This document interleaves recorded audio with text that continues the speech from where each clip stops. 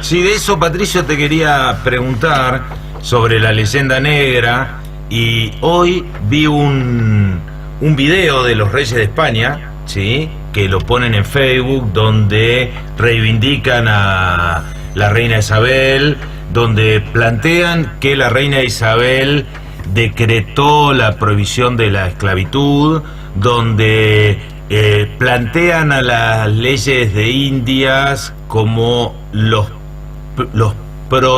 como si fuesen son el prototipo del derecho internacional.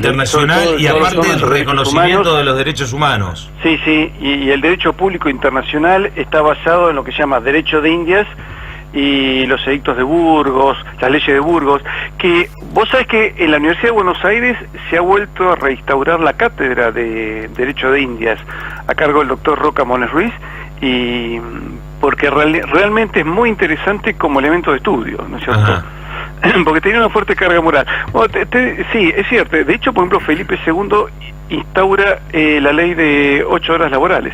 Exacto, dentro de lo que planteaban eran las 8 horas laborales para el trabajo de los indígenas, el descanso dominical, la retribución de un salario justo. Mirá, vos sabés que es tan difícil, es tan distinto a lo que la leyenda negra, que hay que aclarar, la inventan los holandeses. Ajá. La imprimen que eran calvinistas, la imprimen los alemanes luteranos y la divulgan los anglicanos ingleses. Ajá. Entonces, vamos que ahí hay otro interés, para los cuales las colonias no ameritaban más que lugar de saqueo, es decir, matar indios y llevarse lo que había. Esa es la política inglesa. España en realidad no tuvo colonias, tuvo reinos de ultramar. Porque, mira, vos sabés que hay cosas curiosas. Bueno, primero hablemos del oro. El oro que se extraía se convirtió en moneda, y con eso se desarrolló América, y por ejemplo España le aporta el 90% de la dieta cárnica y cerealera a los pueblos americanos. De hecho, incluso vos sabés que crecen en estatura al cambiar la dieta. Ajá.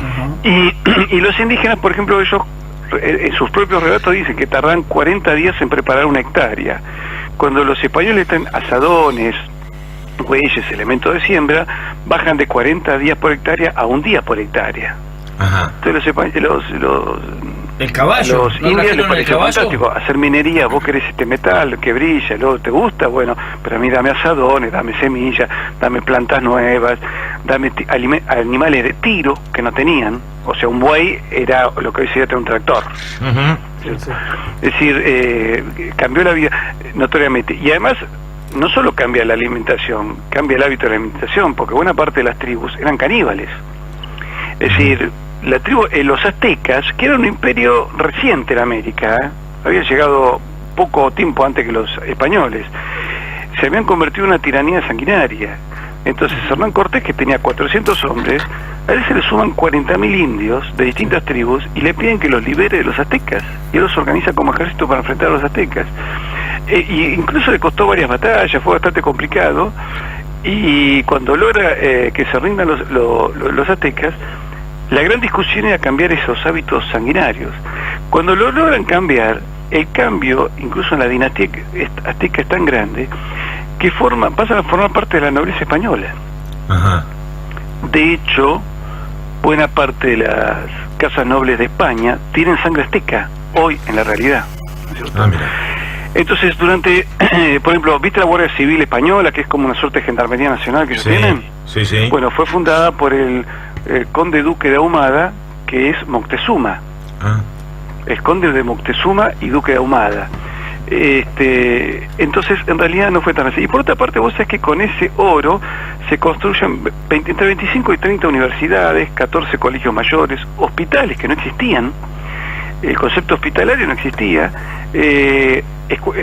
escuelas, monasterios, que tenían doble función, la función religiosa, la función evangelizadora y la función de refugio para el caminante, y por supuesto catedrales, acueductos, el manejo del agua, que vos sabés que si una sociedad no tiene manejo de agua, no pasa al estado tribal, porque se tiene que alimentar del agua del río, nada más. Sí. Cuando vos lográs manejo de agua, acueductos, etcétera, o sea, el transporte del agua, cambia la realidad y ahí es donde crecen las ciudades, ¿no es cierto? Entonces, y después, todo el metal extraído en toda América en 300 años equivale a un año de la minería peruana actual. Ajá. Ahora yo te pregunto, en estos 200 años, con lo que se extrae hoy en minería, en la Argentina ni hablemos porque acá las mineras se llevan todo. Sí. Si nosotros más o menos extraemos por año posiblemente lo que se extrajo en América durante todo el periodo español, construimos todos los años 25 universidades nuevas y toda esa obra pública que se hizo. No. Se la llevan. No sé dónde termina.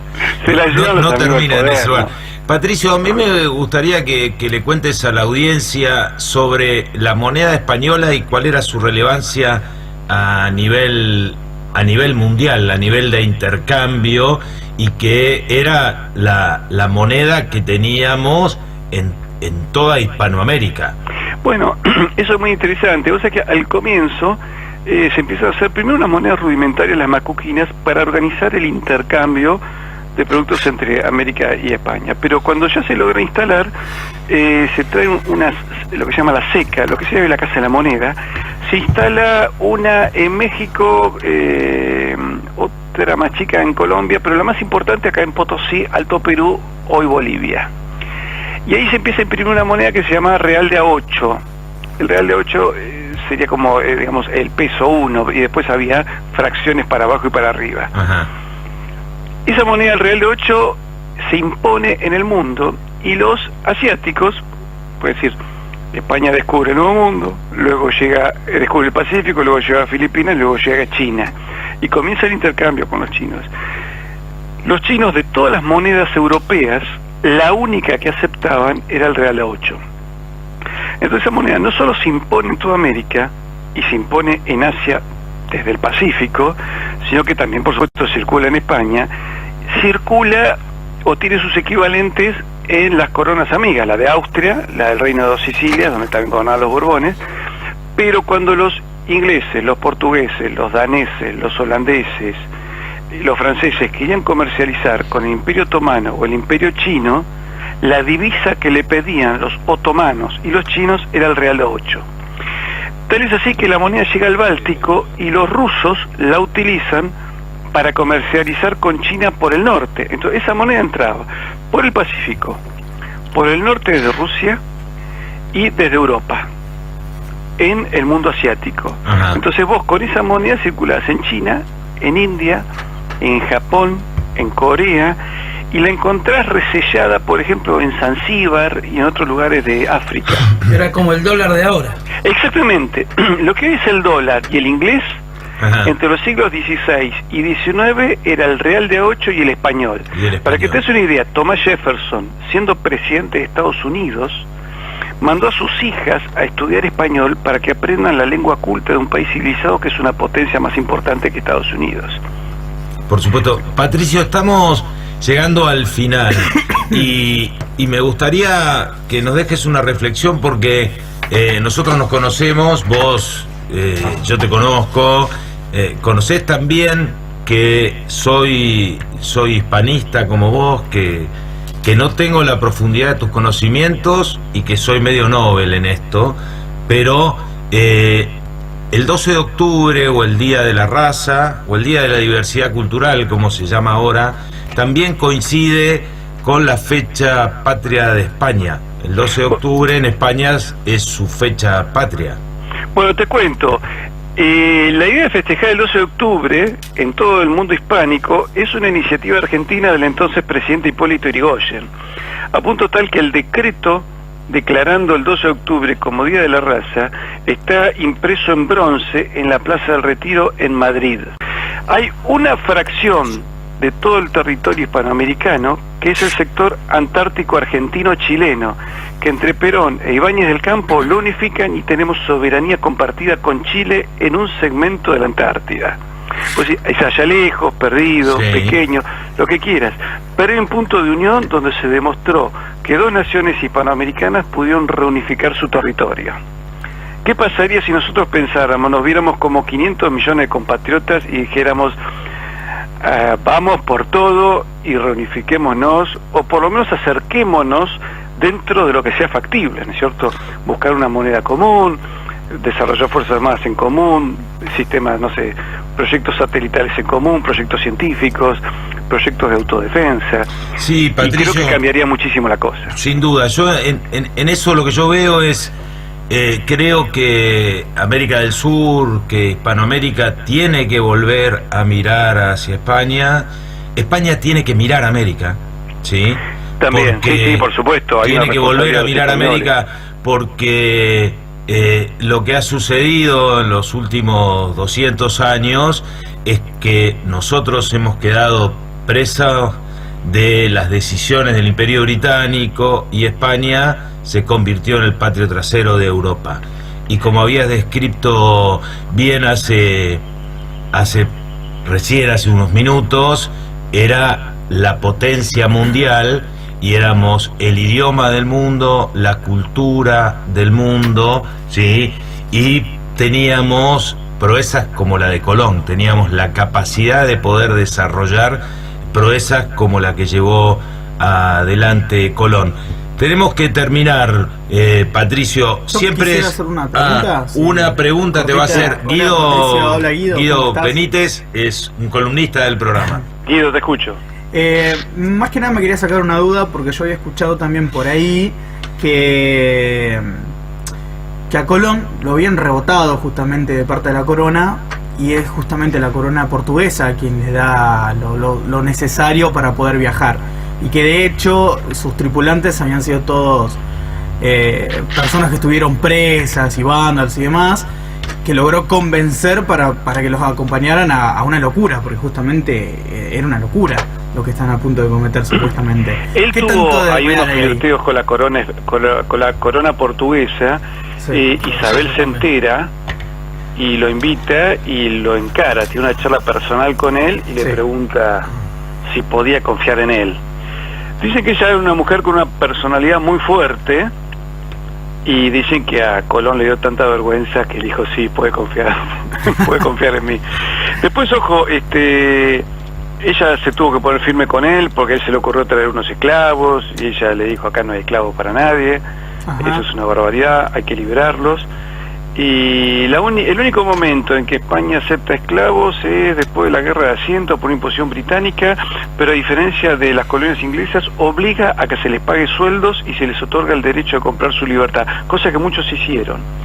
Entonces, aún en lo malo, aún en los abusos, aún en las violencias, aún en lo más trágico, España nunca pudo escapar de su identidad cristiana. De ahí que, por ejemplo, García Márquez dice, en algún momento dice, al final los españoles terminaban volviendo, él se refiere a la cultura, a la identidad, eso terminaba volviendo para que podamos sobrevivir como continente, ¿no es cierto?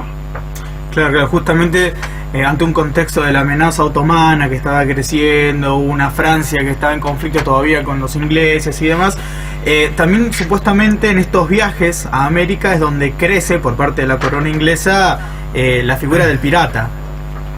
Por supuesto. Sí, y que curiosamente, vos sabés que los piratas a los españoles en el mar solo le ganan en las películas, Sí, porque en realidad cuando vos estudias toda la historia de las guerras navales entre España e Inglaterra, y el 90% son triunfos españoles. Mira, pero por ejemplo, eso es nuevo, no lo sabía. Sí. Claro, ellos te dicen, los ingleses te hablan, por ejemplo, de la Armada Invencible. Esa nata, la Armada Invencible pierde 28 buques por el mar. Los ingleses atacan al año siguiente y los ingleses pierden 98 buques en combate. Mirá. Entonces, y esa guerra que había comenzado unos años antes, termina unos años después, termina a favor de España. O sea, España es victoriosa, y durante el siglo XVII y XVIII España es dueña de los mares, ¿no es cierto? Los ingleses te toman de una historia un pedacito, una batalla donde ellos ganan, y sobre eso te quedó el resto de la historia. Bueno, Patricio, muchísimas gracias. Patricio, tenemos que ir a la pausa, finalizar la entrevista con vos. Te agradecemos mucho. Seguro no va a ser la última vez que nos encontremos. Nos quedan bastantes cosas para charlar de la hispanidad, del resultado de la guerra de la independencia, que ni digas nada, porque si no vamos a estar acá hasta las 10 de la noche.